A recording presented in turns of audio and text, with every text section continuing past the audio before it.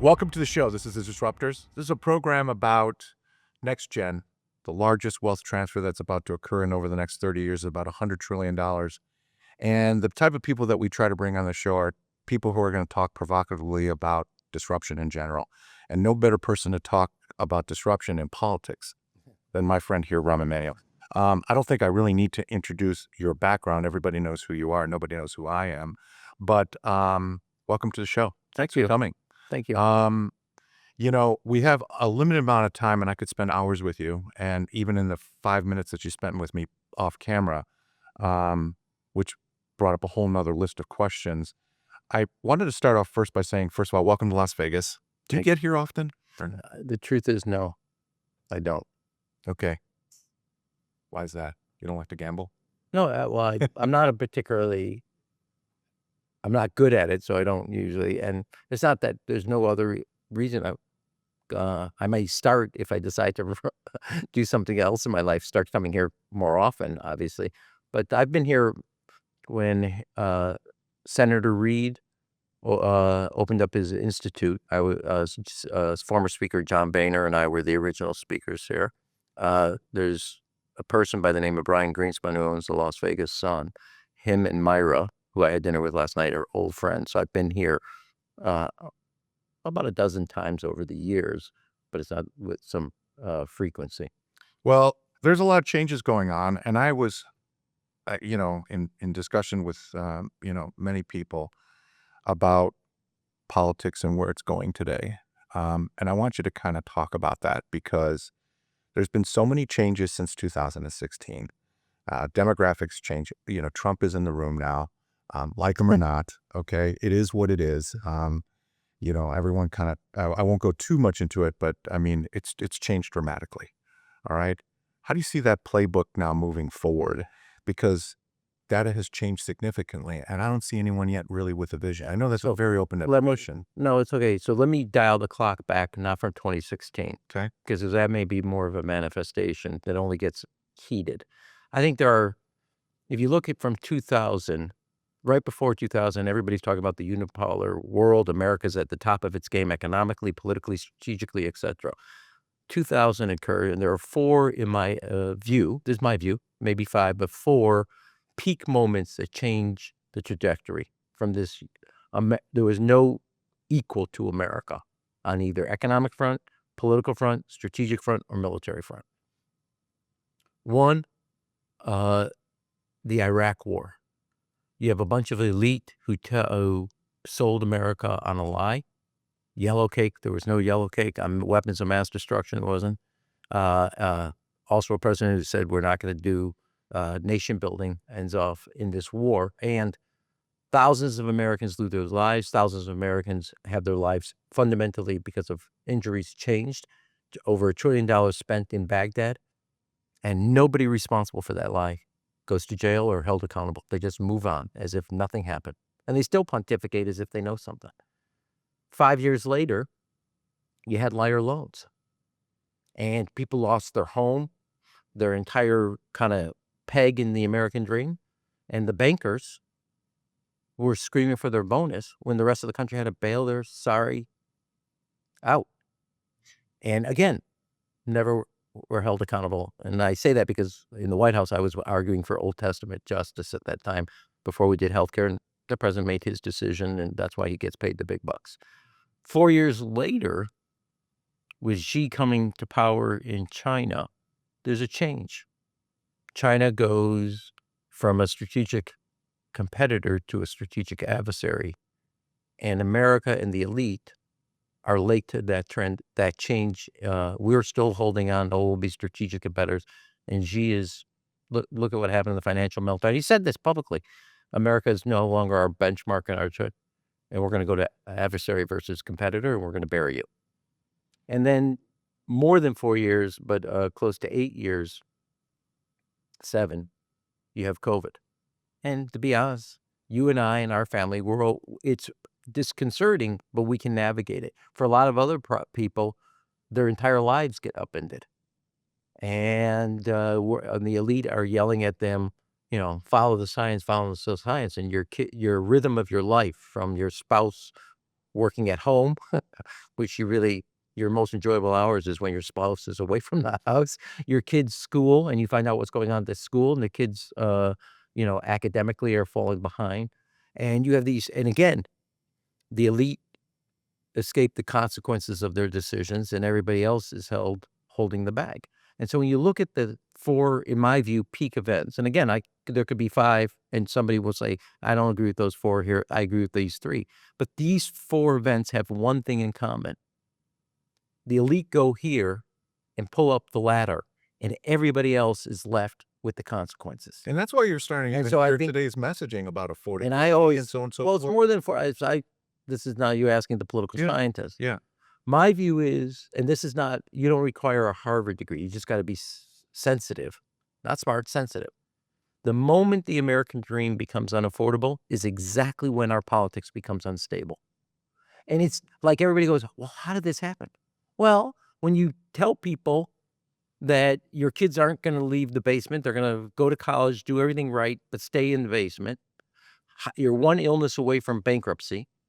You're using your savings account for your retirement to basically backfill your paycheck. You can get pretty angry because you were told, here's the contract. Good job, own a home, retire with the security, save for your kids' college education, and you'll have health care and your kind of health security for the rest of your lives. And every one of those, not only for yourself, but for your kids, are unattainable, unaffordable. And 10% of America pulls the ladder up, closes the door, locks it, double locked it, and your kids can't get access, but somebody else's kids can. And to me, look, I'm a father of 3 kids that have gone on, 2 are in the armed forces, and they've gone on, they're making their own way. My kids are going to be fine. That's not how you score the American dream. And so for everybody to go, oh, how did this happen? Well, last 20 years, inch by inch, both parties, the whole country, got complacent when the American dream became illusory. We used to, and my dad was an immigrant, my grandfather on my mother's side was an immigrant. We used to attain the American dream or middle class status. Today, you struggle not to have your head fall below the water level. And you also know, no matter what you've done for your own kids, they're never going to get it. You worked hard, you sent them to college, they come home, they're making 3 times what you made when you got out of school, and they're in the basement. When you sell that house, the kids are staying with the house. They can't afford. Yeah. You, And I I'm do just- sense from the younger generation that older generation people stole their future. Yeah, That is a messaging I'm hearing quite a bit. I will give you one data point, and it's just, to me, shocking. 1950,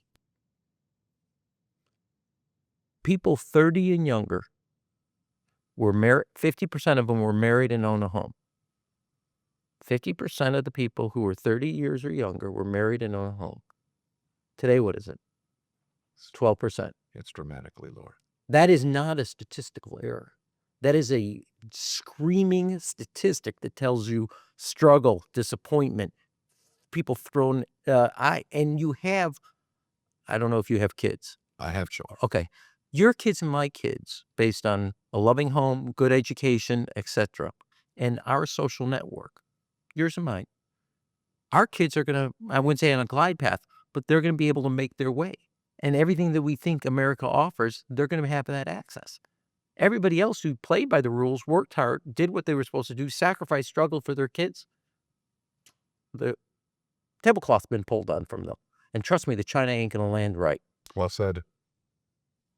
That was kind of the reason why MAGA kind of came onto the scene. It's kind of overall anger. But then when the anger was placed in a particular individual, and now it's moving, does that base move from here if someone empathetic enough for the future can kind of read that? Because what you're talking about is a structural, if you have these 4 or 5 pillars that have defined American politics and the individuals that we work with, it's going to take a lot. It's going to take someone who's very empathetic to that. Look, It's not going to be just done in one thing. In 25 years, look, I don't want to, under President Clinton, I say this always to the left, was it the peace or the prosperity you hated most?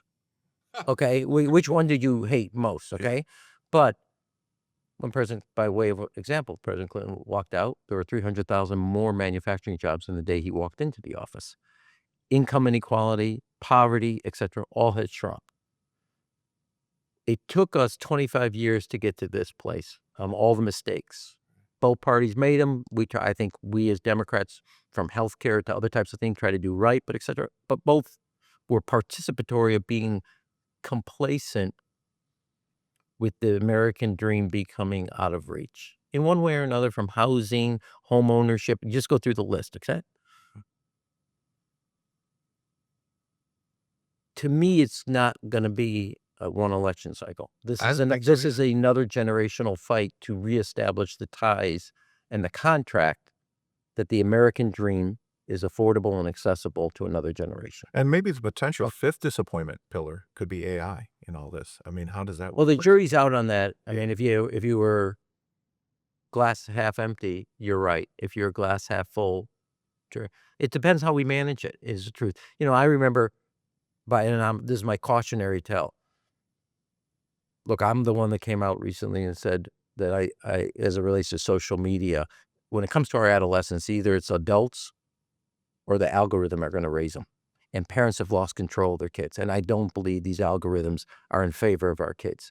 Way too much emotional, mental sense of isolation, loneliness, and depression, driven by an inability of parents to be able to be the parents for their children. And they've lost control to Facebook, Instagram, TikTok, and there should be management of that. Now, go back 2012. Facebook comes along. Oh, we're going to bring people together, et cetera, et cetera. No, we've all been balkanized into little pockets, echo chambers of our own. We don't communicate to each other. It was a false promise.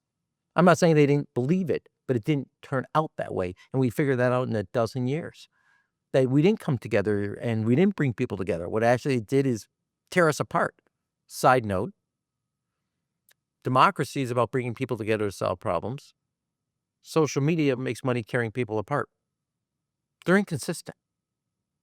One is trying to break people apart. They don't make money saying, here are the words to kumbaya. They make money ripping you apart and angst and anger in the same way that democracy is trying to do something else. They're just not compatible. Now, number two, I think parents, and you can hear it in the voices of mother, have lost control to an algorithm. Their ability to influence their children are out of their hands. And people are angry at that. Now, to your AI point, I know what the promise is, but I would make sure there's a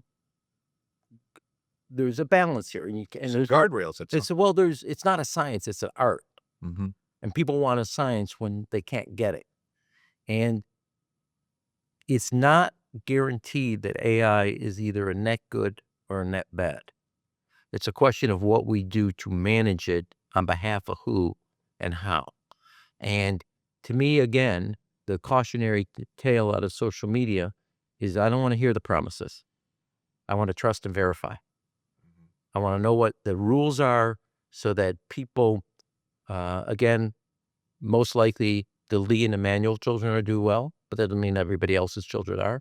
And we have to ensure that there's some insurance and safety precautions put in so that it's more of a societal-wide benefit rather than a part of society benefiting from it. The system. And I don't really, I want to be clear. I thought about it. I'm talking to a lot of people about AI because there's a lot of people are focused on, well, I'm listening to a lot of people about AI for the simple reason is this is art and you got to figure out how do you nurture it, but not kill it. On the other hand, not have it become flattening out of big parts of our as you society. discuss the economic issue and getting accessibility to individuals to get a part of the dream, from a financial perspective, AI is dominating so much of the headlines because of the capital markets and the money that's just pouring in, trillions, bazillions of dollars going in. There's something also inherently wrong in a culture where the dependence is on that just one industry. And we've seen other data that suggests in the past when we became overly focused on housing, like you said, those outcomes are awful. Listen, how do we diversify? Railroads, electricity, et cetera. I was just reading a piece on economic history. I mean, look, every one of these transformational technologies, the supply outruns the demand until it gets up, and then you got the bubble effect and it blows. The truth is you're going to have a few people, and I don't mean a handful, but the investor class is going to walk out okay, bubble or not bubble. And the rest are going to be hold. And to me, we know it from the railroad history of the late 1800s. We know it from telegraph. We know it from the internet bubble. Okay. Every time we have this massive run up of a new technology, because of the supply, people make a lot of money. There's a bubble effect until it gets better. The supply and demand get equalized. In that process, you got to make sure that more people have the type of protection and the tools to navigate where they can better secure their own life. That's a pretty complex problem. I could spell. Well, that is That's a your ability to spot you know. and say the common sense is an incredible gift. You should keep it, Mr. Lee. Yeah. No, seriously. AI, Yeah. big problem. That reminds me once. It was on a Friday in the Obama White House. And the president was sitting, at his chair, fireplace back here. I was sitting on the couch here. Axelrod was sitting there. It was just one of these brutal weeks. And, the president's quite fastidious and dressed, and he's sitting up. It's Friday. Call it like 5:30 or 6. We're all beat. Axelrod is slightly slouched on the couch like this, kind of not exactly to the dignity of the Oval Office. And I don't know how we got it, but David says, and I tease him about this regularly. David said, I don't know, Mr. President, hard things are hard. And the president and I looked at each other and I said, yeah, Mr. President, you went through 14 months, millions and millions of dollars for this brilliant insight. Hard things are hard. But your ability to spot the obvious and say it as an insight is a gift. So I want you to keep it. I always tease Axelrod, Oval Office wisdom. Hard things are hard. I didn't know that until you told me. Rahm, I think the center is alive and well. I think there's a comeback for the center. Political center? I think so. Is that what you meant by center? And center for most Americans. I think people want pragmatic solutions. Yet when we look at politics, and like you said, with the social media that looks to tear things apart, you're seeing these extreme comments always being made, like rage baiting by the president to divert attention from maybe some failed policies or whatever the case may be. Is the center for politics dead?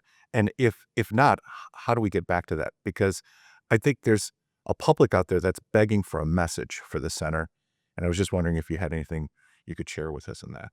Well, you don't want pragmatic solutions is what I mean, the common man. Well, I actually think before you say pragmatic, I think they want solutions. Okay, fine. But because what they've been offered is a lot of spitballing. Platitudes and bullshit. To be candid with you, sorry for the words, but yeah. I like the record to show within 20 minutes you're the first to swear, and I am not.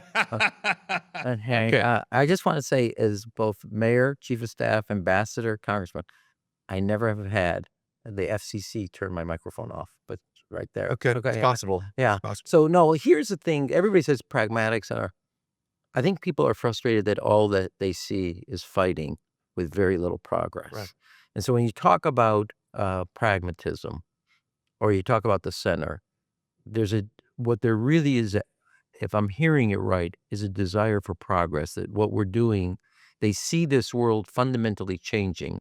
They're very nervous about that change, and they don't think we're taking care of business. All we're doing is scoring political points, and I've done my fair share of scoring political points. I don't come to this as a virgin or in a glass house. I have done my fair share of fighting. But if I, in all my career, even though I'm clearly a Democrat and clearly partisan and political and so on and so forth, some of my most articulate supporters and consistent supporters have been Republicans. Yes. And the reason is, and respected too. Well, there's a respect to look, my job is my job, etc. Right.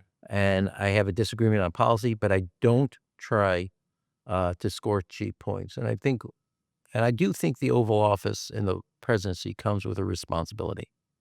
Teddy Roosevelt articulated as a bully pulpit. And I say this about President Trump. He has accentuated all bully and very little pulpit. And you and I are doing this interview on the heels 48 hours ago. We learned about the murder of Bob Reiner. Yeah. And earlier, you agree with his politics. I couldn't believe it. No, but so I you, thought it was. I thought Rob Reiner is an artist. Yeah. He has brought joy. He has brought insight. Whether you look at the movie, I happen to think I've seen Stand By Me 3 or 4 times. I have my kids watch. I think it's a great movie. I don't think it's one of the greatest, but it's a great movie of growing up, of that lost innocence, etc. To have the president of the United States who says Rob Reiner has Trump syndrome. No, the person that has Trump syndrome is you. You've made your comments about Rob Reiner all about yourself, and this guy was in a horrible, horrible murder because of his child's loss and to addiction and other types of issues. And if anybody should be sensitive, it's the president who lost his own brother to addiction. And then he gives a eulogy a year ago or 3 months ago. I've never been to a eulogy where a person stands up and says, I hate my enemy. I've been to a lot of eulogies, some good, some bad, but never that. I think that I have empathy for the president. I think he has something wrong. I mean, I'm serious, and I'm not trying to play Monday morning. No, I understand. You go to a eulogy and the spouse talks about some empathy for the killer of her husband, and you talk about hatred. You have an artist you didn't agree with, rather than be the pulpit, you become a bully. I think there is something seriously, and I'm saying this out of empathy and observation. Who does that? Who talks like that? Who talks about hating somebody who was murdered by their own child because of a sickness in a horrible scene? And so I'm just like, the president is not being a president in the way that Teddy Roosevelt referred to the bully pulpit. It is all bully and no pulpit. And the country is yearning from some spiritual connectivity. Right. And connection and some kind of sense. So when you talk to me about a center, I think there's a sense of this tearing apart, both economically, politically, culturally, and this sense of us constantly going at each other's throats. So I don't know if it's so much pragmatic as making progress, hearing, listening, and then acting. I really appreciate your time, and whatever you do in the future, please keep us included, because I'm really excited for the future. And if you have a vision and you want to share it and it resonates with the American people, I think at this moment in time, it needs to be heard.